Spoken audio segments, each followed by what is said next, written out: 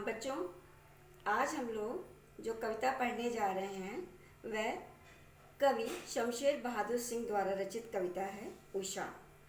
उषा जैसे कि नाम से ही बोधित होता है, उषा कविता में कवि के द्वारा भोरकालीन सौंदर्य का चित्रण किया गया है। भोर उस समय को कहते हैं जब प्रातःकाल लगभग 4 से 5 बजे के बीच का समय है। सूर्य आसमान पर उदित नहीं हुआ होता है, लेकिन उसके आने से पूर्व ही जो उसकी हल्की सी किरणें हैं उसके आने का आभास करा देती हैं, तो उस काल को भोर काल कहा जाता है। इस कविता में कवि ने भोर के प्राकृतिक सुंदरता को प्रस्तुत करने के लिए कवि ने अनेक बिंबों की झड़ी लगा दी है। कवि ने प्रस्तुत कविता में भोर के भिन्न भिन्न दृश्यों को बिंब प्रस्तुत करने के लिए अनेक उपमानों का चयन किया है। अब यह उपमान कहाँ से आए हैं?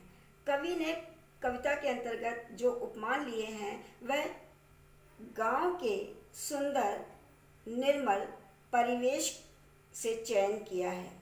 जिस प्रकार से गांव के अनेक बिंब होते हैं, उसी प्रकार से कवि ने कविता के अंतर्गत जिन बिंबों का चयन किया है वह जैसे जैसे आप कविता पढ़ते जाएंगे वैसे वैसे उनका चित्रांकन होता जाएगा। आरंभ में कवि द्वारा कहा गया है, प्रातः नभ था बहुत नीला शंख जैसा। देखिए, उसका चित्रण मैं आपके सामने करना चाहती हूँ, अगर आपको समझ में आए। प्रातः नभ था बहुत नीला शंख जैसा, यानी कि यहाँ पर देखिए कवि की कविता में कल्पनाशीलता के लिए बहुत जगह रहती है। आप इसके अनेक बिंब ले सकते हैं। तो शंख शंख शब्द में क्या छिपा है? पवित्रता, शुद्धता, निर्मलता। जो भोर का समय है, भोर का काल है, उस समय प्रदूषण बिल्कुल नहीं रहता है। हमारी प्रकृति प्रदूषण रहित होती है, स्वच्छ आकाश होता है और प्रायः देखिए हम इस समय सैर करने के लिए भी निकलते हैं। तो ऐसा मेरा मानना है। कवि ने प्रातःकालीन भोर का चित्रण करने के लिए जो बिंब लिया है उसमें लिखा है, प्रातः नभ था बहुत नीला शंख जैसे भोर का नभ, यानी कि इस समय की प्रकृति शंख के ही समान प्रतीत होती है।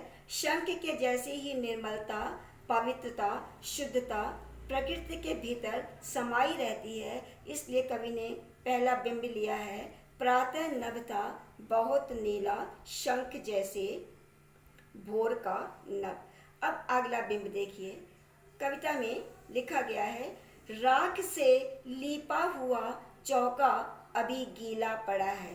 अर्थात आसमान में नमी है और आर्द्रता है। प्रातः काल में भोर में ही देखिए, आप जब बाहर घूमने को निकलेंगे तो ओस की बूंदें भी धरती पर, घास पर, तिनके पर दिखाई पड़ती हैं। तो कवि ने कहा है, राख से लीपा हुआ चौका अभी गीला पड़ा है। चौका यहाँ पर जो बिंब लिया है कवि के द्वारा वह रसोई घर को कहा गया है। आप आसमान के रंग को देखिए, आसमान का जो बिंब है वह ठीक राख से लीपे हुए चौके की ही भांति है। प्राचीन समय में गृहिणियां जब चौके में भोजन बनाया करती थीं तो उसको शुद्ध करने के लिए, पवित्र करने के लिए राख से उसको लीप दिया करती थी। तो कवि को भोर काल का यह समय उसी प्रकार से राख से लीपे हुए चौके की तरह दिखाई पड़ा है। देखिए, आर्द्रता शब्द का इस्तेमाल किया गया। आर्द्रता का अर्थ होता है नमी। तो अंतरिक्ष में भी, आसमान में भी, बादलों के भीतर वही नमी दिखाई पड़ती है। तो कवि ने कहा है, राख से लीपा हुआ चौका अभी गीला पड़ा है। बच्चों, ये जो बिंब है ये शहर का बिंब नहीं है, ये बिंब ग्रामीण परिवेश का है। गांवों में ही चौके को राख से लीपा जाता है, इसलिए कवि ने यहाँ पर यह ग्रामीण बिंब लिया है, राख से लीपा हुआ चौका अभी गीला पड़ा है। कवि के द्वारा प्रयुक्त अगला बिंब देखिए, देखिए यहाँ पर देखिए, वातावरण निर्मल एवं स्वच्छ है, आसमान का वर्ण राख जैसा है। ग्रामीण परिवेश में रसोई को राख से लीप कर शुद्ध बनाया जाता है। भोर के समय आसमान में भी इसी वर्ण की भांति पवित्र एवं निर्मलता रहती है। तो देखिए वही बिंब आपको यहाँ पर दिखाई पड़ेगा।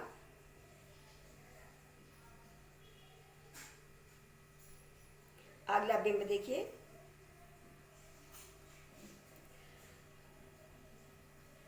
बहुत काली सिल, जरा से लाल केसर से कि जैसे धुल गई हो। सिर्फ देखिए यहाँ पर ये पंक्तियां, बहुत काली सिल, बहुत काली सिल।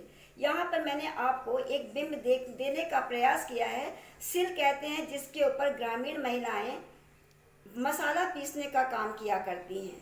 तो यहाँ पर जो आसमान का वर्ण है वह इसी प्रकार का है, बहुत काली सिल। ठीक है, इसके ऊपर देखिए, बहुत काली सिल कि जैसे लाल केसर से धुल गई हो। अगला बिंब देखिए, मैंने आपको दिखाने का ये प्रयास किया है। ये देखिए, आसमान का रंग इस प्रकार से लालिमा से युक्त हो जाता है। जब भोर की पहली किरण पड़ती है तो अंतरिक्ष में, आसमान में ये पूरा लालिमा छा जाता है। तो यहाँ पर कवि कहते हैं कि बहुत काली सिल जैसे लाल केसर से धुल गई हो। केसर वह पदार्थ है जिसे हम अपने खाने के इस्तेमाल में लेते हैं। तो यहाँ पर ये बिंब देखिए, लाल, बहुत काली सिल लाल केसर से कि जैसे धुल गई हो। अंतरिक्ष में जैसे ही सूर्य की पहली किरण आती है तो उसका बिंब इस प्रकार से परिवर्तित हो जाता है।